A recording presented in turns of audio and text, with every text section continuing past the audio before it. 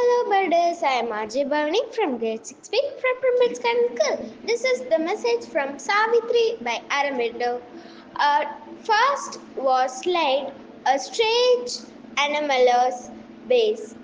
Avoid a keeper of some secret hole where zero held infinity in its sum and all and nothing were a single term. An eternal negative, a matrix not into its forms, the child is ever born who lives forever in the vast of God. Thank you, bye. Hello buddies, now RGV Vanshika grade 8 from Primbas Garden School. Today's Karma Yogi Appa message. The requirements of accomplishment in order of importance are strength, organization, and skills. Thank you, bye bye. Hi லபடிஸ் பிபிடி பாட்காஸ்ட்காக மீண்டும் உங்களோட இருந்தது நான் உங்கள் Vishal great baby from கடந்து உங்கள் ஃபேவரட் ஷோனை ஏன் அதுக்கு எப்படிக்காக இன்னைக்கு நம்ம ஷோவில் கரண்ட்ல இருக்கிற ஒரு விஷயம் தாங்க பார்க்க போகிறோம். இப்போ கூட மோத்தா புயல் வந்துச்சுல, அது சரி, இந்த புயல் எல்லாம் ஏன் கரையை நோக்கி வருது?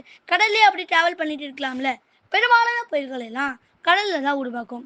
கடல் நீர் ஆவியாகி மேலே போய் மேகமாக மாறி நமக்கு மழையை கொடுக்கும். இந்த ப்ராசஸ் கண்டினியூஸாக நடக்கும்போது மேகங்கள் சுழல ஆரம்பித்து குறைந்த காற்றழுத்த தாழ்வு பகுதியாக மாறும். அதுக்கப்புறம் காற்றழுத்த தாழ்வு மண்டலம், ஆழ்ந்த காற்றழுத்த தாழ்வு மண்டலம், புயல், அதிதீவிர புயல்னு ஒவ்வொரு ஸ்டேஜாக மாறும்.